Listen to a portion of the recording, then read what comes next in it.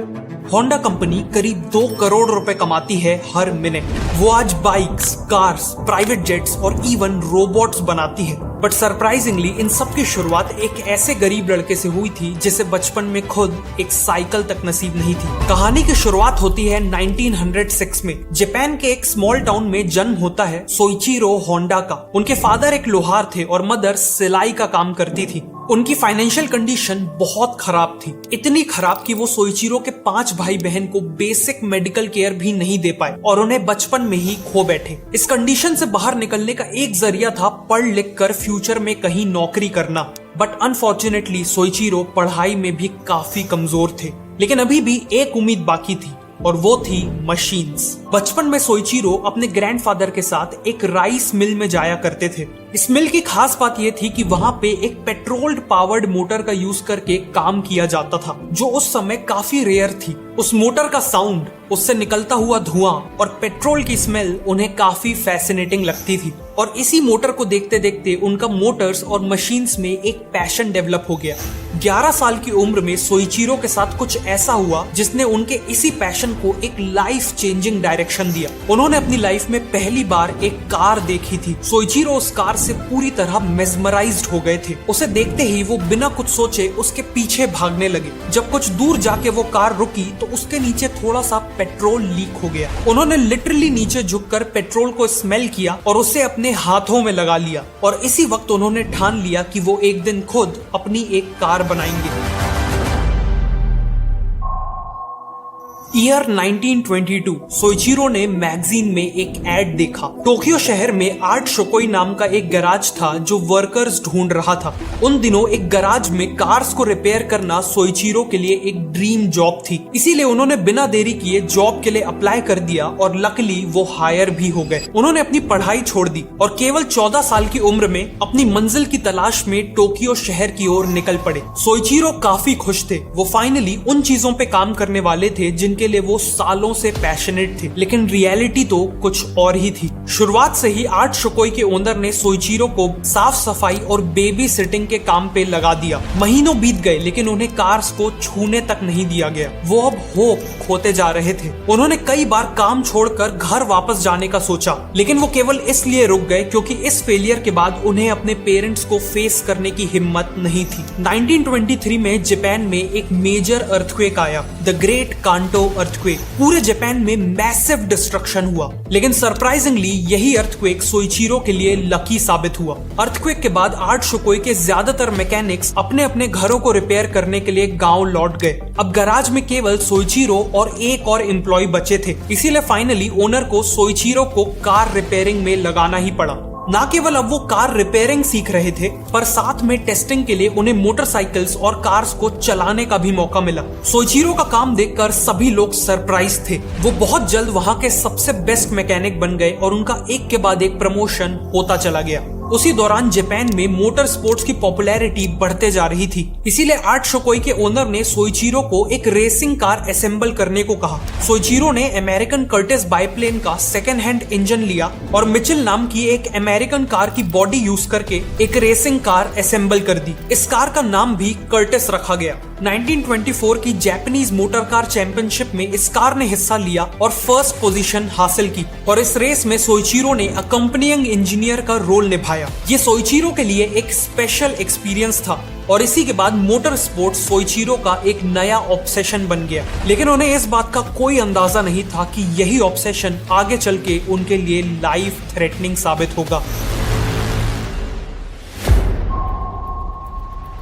1928 में आर्ट शोकोई ने सोइचिरो के टाउन हमामात्सु में अपनी एक ब्रांच खोलने का फैसला लिया और पार्टनरशिप बेसिस पे सोइचिरो को इस स्टोर का इंचार्ज बना दिया। उसी सोइचिरो को जिसे कुछ साल पहले कार्स को छूना भी अलाउड नहीं था। सबको उम्मीद थी कि सोइचिरो की ये शॉप एक इंस्टेंट सक्सेस बन जाएगी, लेकिन हुआ इसका बिल्कुल उल्टा। ये शॉप बुरी तरह से फेल हो गई। सोइचिरो केवल 21 साल के थे और कोई भी कस्टमर अपनी कार की जिम्मेदारी इतने यंग लड़के को नहीं देना चाहता था, इसीलिए उनके गैराज में कस्टमर्स आते ही नहीं थे। गैराज को बंद होने से रोकने के लिए सोइचिरो को जल्द ही कोई सॉल्यूशन निकालने की जरूरत थी। उन्होंने ऑब्जर्व किया कि दूसरे गैराज कई बार किसी कार को रिपेयर करने में फेल हो जाते थे या फिर उस कार को रिपेयर करने को इम्पॉसिबल बता देते थे।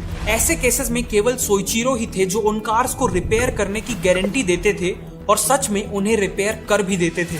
इसी के चलते उनकी मार्केट में एक स्ट्रॉन्ग रेप्यूटेशन डेवलप हो गई। अगले कुछ सालों में उनकी शॉप बहुत तेजी से ग्रो हुई। 1931 में जब वो 25 साल के हुए तो वो हर महीने 1000 येन का प्रॉफिट अर्न कर रहे थे और उन्होंने 50 लोगों की टीम भी बना ली थी। इसी दौरान होंडा ने न केवल वापस से रेस कार्स को असेंबल करना चालू कर दिया बल्कि खुद रेसिंग टूर्नामेंट्स में पार्ट भी लेने लगे।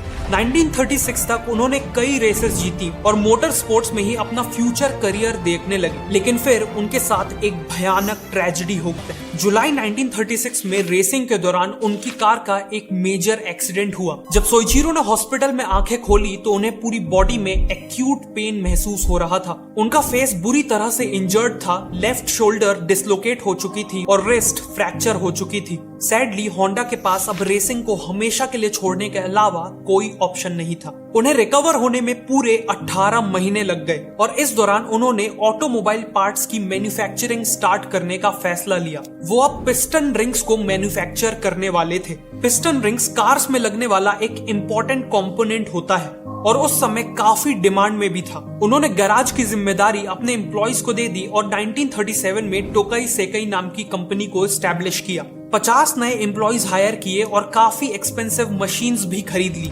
उन्हें पिस्टन रिंग्स बनाने का कोई एक्सपीरियंस नहीं था, इसीलिए फैमिली और फ्रेंड्स ने उन्हें इस बिजनेस के अगेंस्ट वार्न किया, लेकिन सोइचिरो नहीं माने। उनका कहना था कि अगर मैं किसी चीज को केवल एक बार देख लूं तो मैं उसे बना सकता हूं। I can build anything if I see it just once। वो दिन रात फैक्ट्री में अपने वर्कर्स के साथ काम पे लग गए। कई महीने बीत गए और उनकी सारी सेविंग्स खत्म होने लगी। अल्टीमेटली फैक्ट्री को चालू रखने के लिए उन्हें अपनी वाइफ की ज्वेलरी बेचनी पड़ी, लेकिन इन सब के बाद भी वो एक प्रॉपर पिस्टन रिंग बनाने में फेल हो गए। फाइनली सोइचिरो को रियलाइज हुआ कि उनके पास एक प्रॉपर पिस्टन रिंग बनाने के लिए सफिशिएंट नॉलेज नहीं है। इसीलिए उन्होंने 31 की एज में हामामात्सु हाई स्कूल में मेटलर्जी पढ़ने के लिए एक स्पेशल स्टूडेंट के तौर पे एडमिशन ले लिया। उन्होंने अपनी लर्निंग्स को फैक्ट्री में अप्लाई किया और फाइनली नवंबर 1937 में उन्होंने एक एक्सेप्टेबल पिस्टन रिंग बना ली। अगले 2 सालों में वो अब न केवल टोयोटा और बाकी कंपनीज को सक्सेसफुली पिस्टन रिंग सप्लाई कर रहे थे, बल्कि नेवी के लिए भी पार्ट्स और मशीनरीज बनाना चालू कर चुके थे। 1940s तक उन्होंने एक मैसिव प्लांट सेटअप कर लिया था और उनका बिजनेस काफी तेजी से ग्रो हो रहा था। लेकिन फिर कहानी में एक मेजर ट्विस्ट आता है। ये वर्ल्ड वॉर 2 का टाइम था और जापान और अमेरिका आपस में वॉर लड़ रहे थे। वॉर के दौरान एक दिन आसमान से अमेरिकन फाइटर जेट्स ने बॉम्बिंग करी और सोइचिरो के प्लांट को बुरी तरह से डैमेज कर दिया। वो इस हादसे से रिकवर कर ही रहे थे कि 1945 में हामामात्सु एरिया में एक मेजर अर्थक्वेक आता है और उनका प्लांट पूरी तरह से डिस्ट्रॉय हो जाता है। वॉर के बाद तक उनकी सालों की मेहनत और उनकी कंट्री दोनों ही बर्बाद हो चुके थे। वो वापस से जीरो पे आ चुके थे। सोइचिरो ने अपनी कंपनी के बचे कुछ एसेट्स 4.5 लाख येन में बेच दिए और काम से ब्रेक ले लिया। इसी दौरान उन्हें जापानीज आर्मी का एक जनरेटर मिला जो आर्मी अपने वायरलेस रेडियोस को चलाने के लिए यूज करती थी। इंजन को एग्जामिन करने के बाद सोइचिरो के मन में एक ऐसा आइडिया आया जिसने आज की होंडा कंपनी की नींव रखी। एक्चुअली वॉर के बाद फ्यूल की काफी कमी थी, जिस कारण उसका प्राइस बहुत ज्यादा बढ़ गया था। इसीलिए ज्यादातर लोगों को हर जगह साइकिल से ही ट्रैवल करना पड़ता था। सोइचिरो का आइडिया था इसी साइकिल को मोटराइज करने का। इस काम के लिए उन्होंने 1946 में होंडा टेक्निकल रिसर्च इंस्टीट्यूट की शुरुआत की। अपनी स्किल्स का यूज करके इस मिलिट्री इंजन को मॉडिफाई किया और साइकिल्स में फिट कर दिया, जिससे अल्टीमेटली एक अफोर्डेबल मोटरसाइकिल बन के तैयार हो गई और ये एक इंस्टेंट सक्सेस भी बन गई। लेकिन 2 प्रॉब्लम्स थी। पहली ये कि उनके पास केवल 500 मिलिट्री इंजन्स बाकी थे, लेकिन डिमांड बहुत ज्यादा थी। दूसरा ये कि मिलिट्री इंजन्स भी पेट्रोल पे चलते थे और पेट्रोल काफी एक्सपेंसिव था। इन प्रॉब्लम्स को सॉल्व करने के लिए सोइचिरो ने खुद का इंजन डिजाइन किया। और उससे यूज करके मोटरसाइकिल्स बनाने लगे। इन मोटरसाइकिल्स की खास बात ये थी कि इन्हें चलाने के लिए 100% पेट्रोल की जरूरत नहीं थी। पाइन ट्री की रूट से बनने वाला रेजिन और पेट्रोल को मिक्स करके जो फ्यूल बनता था, ये मोटरसाइकिल्स उससे भी चल सकती थी। यही कारण था कि सोइचिरो की ये जुगाड़ू मोटरसाइकिल हाथों हाथ बिकी। इस सक्सेस के बाद सोइचिरो ने एक प्रॉपर मोटरसाइकिल बनाने का सपना देखा और इसे अंजाम देने के लिए उन्होंने एस्टैब्लिश किया द होंडा मोटर कंपनी। और केवल एक साल बाद 1949 में उन्होंने अपनी पहली कंप्लीट मोटरसाइकिल बना ली। उन्होंने इसका नाम रखा ड्रीम, लेकिन अनफॉर्चुनेटली ये मोटरसाइकिल मार्केट में फेल हो गई। ड्रीम मोटरसाइकिल की स्पीड और स्टाइल दोनों बहुत अच्छा था, लेकिन साथ में ये उतनी ही हैवी और एक्सपेंसिव थी, जिस कारण ये कॉमन जापानीज मैन के लिए सूटेबल नहीं थी। इस फेलियर के बाद सोइचिरो ने ठान लिया कि वो मिडिल क्लास के लिए एक परफेक्ट मोटरसाइकिल बनाएंगे। सबसे बड़ी प्रॉब्लम ये थी कि ज्यादा पावर जनरेट करने वाले इंजन्स ज्यादा बड़े और हैवी भी होते थे, जिस कारण पूरी बाइक भी हैवी हो जाती थी। इसीलिए 1952 में सोइचिरो ने कब नाम का इंजन डिजाइन किया, जो साइज में तो काफी छोटा था लेकिन साथ में बहुत पावरफुल था। ये इनोवेशन उस टाइम के हिसाब से एक बहुत बड़ी अचीवमेंट थी और इसीलिए उन्हें जापान का ब्लू रिबन अवार्ड भी मिला। इंजन बन चुका था और अब बारी थी मोटरसाइकिल बनाने की। उन्होंने पूरी दुनिया ट्रैवल की, कई एक्सपर्ट से मुलाकात की और मोटरसाइकिल डिजाइन को डीपली समझा और फाइनली 1958 में लॉन्च की अपनी revolutionary two wheeler the super कब।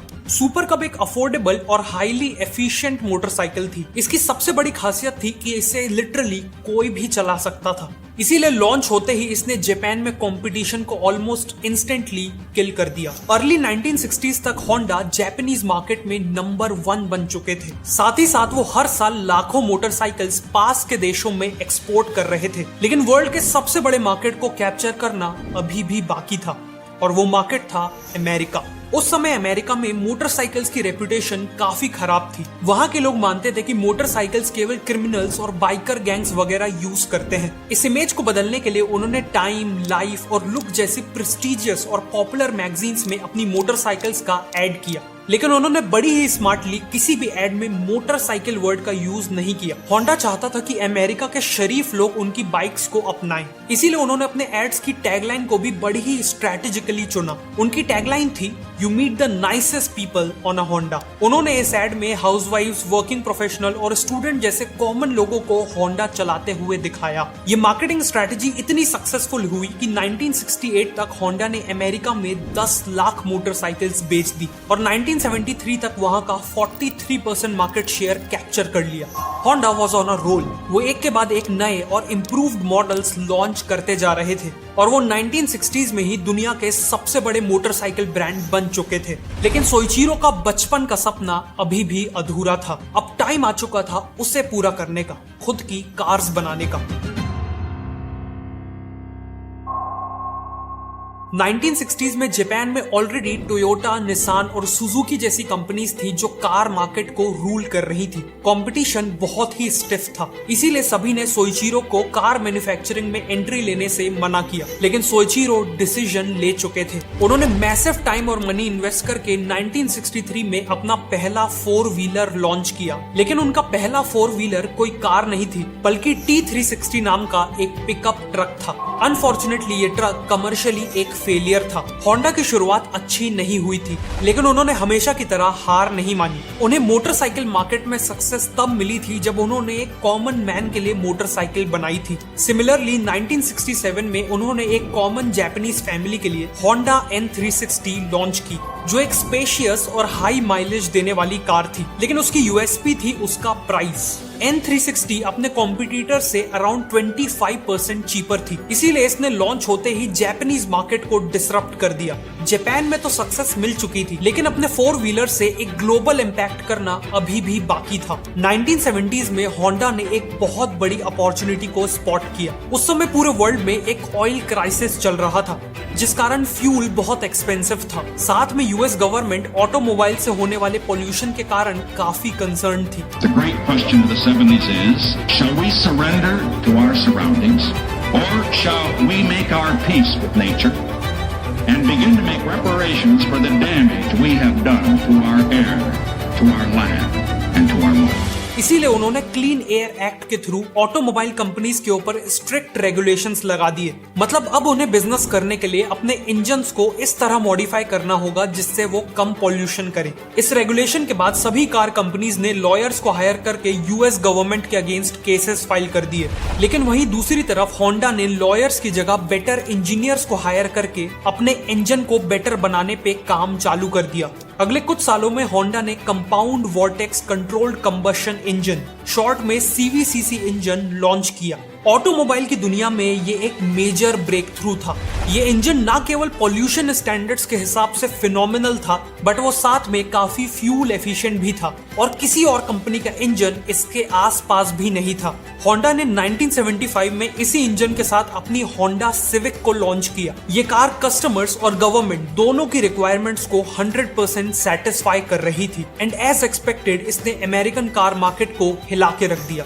होंडा सिविक आगे चल के वर्ल्ड की one of the most popular cars में से एक बनी और इसके नए मॉडल्स आज भी मार्केट में बिकते हैं। The all-new 2022 Honda Civic Sedan. इस सक्सेस के बाद there was no looking back. Honda ने इसके बाद होंडा अकॉर्ड और होंडा सिटी जैसे मॉडल्स लॉन्च किए जिसने अपस्केल कस्टमर सेगमेंट्स को भी सक्सेसफुली टारगेट किया। फाइनली सोइचिरो होंडा ने ऐसी कार्स बना ली थी जिसने उनके साथ साथ पूरे वर्ल्ड को फैसिनेट किया था। जापान के एक छोटे से शहर के लड़के का बड़ा सपना अब पूरा हो चुका था। सोइचिरो होंडा का कहना था कि सक्सेस इज 99% फेल एक क्रूशियल हिस्सा है। हर फेलियर एक अपॉर्चुनिटी है to learn, to improve and ultimately to succeed.